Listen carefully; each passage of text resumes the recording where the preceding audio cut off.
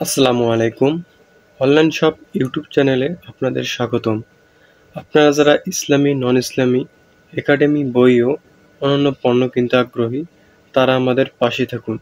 অথবা অন্যান্য পণ্য অর্ডার করতে ডেসক্রিপশন বক্সে ও ইউটিউব চ্যানেলে লিঙ্ক দেওয়া আছে, সেখানে গিয়ে আমাদের ইনবক্স করুন।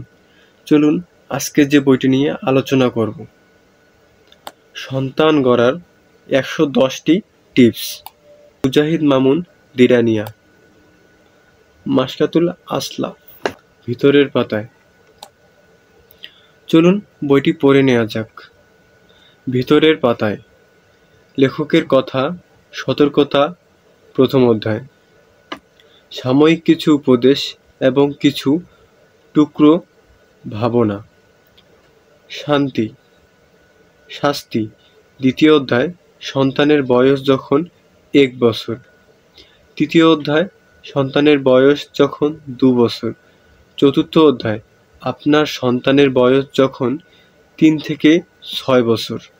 পঞ্চম অধ্যায়, আপনার শিশুর বয়স যখন ৭ থেকে ১২ বছর।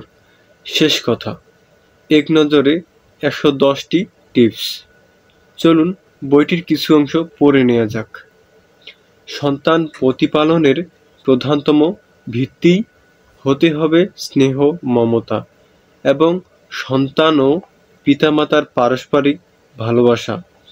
ভয়ভীতি ও আতঙ্কের জোরে সন্তানের উত্তম প্রতিপালন সম্ভব নয়, কারণ ভয় ও আতঙ্কের এমন কোনো কল্যাণকর প্রভাবই নেই যা সন্তানের মনে রেখাপাত করতে পারে না।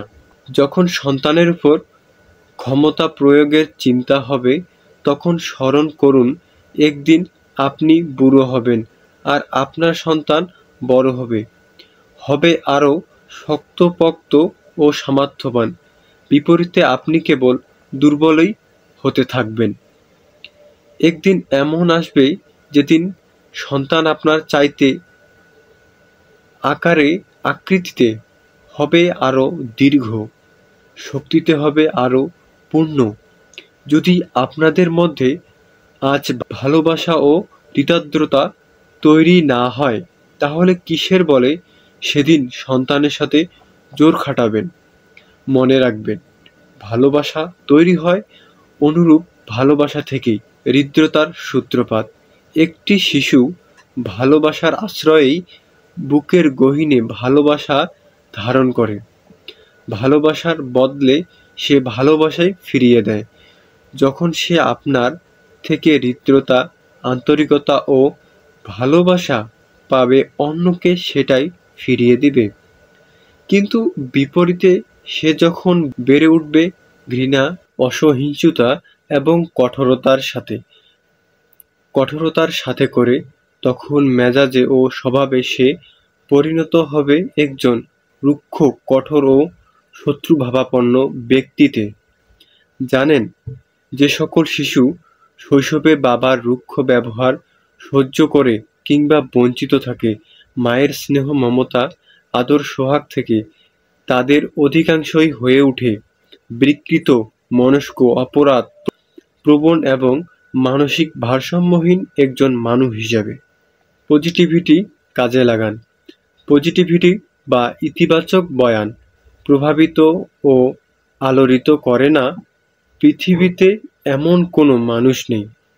আর শিশুদের ক্ষেত্রে সেটাই আরও দারুণভাবে কার্যকরী। পজিটিভ ও ইতিবাচক কথায় শিশুরা যেভাবে আলোড়িত হয়, তেমন আর কেউ হয় না। আপনার সন্তানকে বারবার মনে করিয়ে দিন। দিনের পর দিন তাকে বলতে থাকুন, তুমি খুবই ভালো একটি ছেলে, অত্যন্ত ভদ্র একটি মেয়ে। আর এরপর কেবল দেখতে থাকুন কিভাবে সে সভ্য, ভদ্র একজন সন্তানে পরিণত হয়। আর মন চাইলে এর বিপরীতটা পরীক্ষা করে দেখতে পারেন। চাইলে নেতিবাচকতার চর্চা করে দেখতে পারেন তার সাথে। অনবরত তার কানের কাছে বলে যেতে থাকুন, তুমি একটা অসভ্য, ভদ্র বলতে তোমার মধ্যে কিছুই নেই। দেখবেন আপনার মুখের কথা কি অবিশ্বাস্যভাবে সে সত্য করে দেখায়। অবশ্য আমি আপনাকে এমনটা করতে কিছুতেই পরামর্শ দেই না। এ হলো পজিটিভিটির ক্ষমতা, ইতিবাচকতার শক্তি। এ এক জাদুকরী ক্ষমতা, যার স্পর্শে মুহূর্তেই একজন সফল মানুষ ব্যর্থ মানুষে পরিণত হতে পারে, আবার মুহূর্তেই একজন ব্যর্থ মানুষ হয়ে উঠতে পারে সফল, সুস্থ পরিণত হতে পারে অসুস্থে, আর প্রবল রুগ্ন হয়ে উঠতে পারে সম্পূর্ণ সুস্থ। এই থিওরি রোজ প্রয়োগ করতে থাকুন। এর প্রয়োগে কখনো বিরক্তি বোধ করবেন না। আর খুঁজে খুঁজে ভালো চারিত্রিক গুণের একটি তালিকা তৈরি করুন, যে গুণগুলো আপনি আপনার সন্তানের মাঝে প্রতিফলিত হতে দেখতে চান। তারপর সন্তানকে নিয়মিত সেই ভালো গুণগুলোর কথা শোনাতে থাকুন।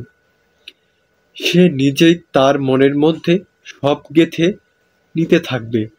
যখন তার বোধ সেই গুণ দিয়ে পরিপুষ্ট হয়ে উঠবে, তখন সেই গুণের প্রকাশ ঘটতে থাকবে তার সফল কথা, কাজ, চিন্তা ও ভাবনার মধ্যে দিয়ে। তেমনইভাবে অনুসন্ধান চালিয়ে খারাপ ও অপছন্দনীয় দোষের একটা তালিকা প্রস্তুত করুন, যেসব থেকে তাকে দূরে সরিয়ে রাখতে চান, যেসব দোষের কথা ভুলেও তার সামনে কখনো উচ্চারণ করতে যাবে না। তারপর আল্লাহর ভরসা।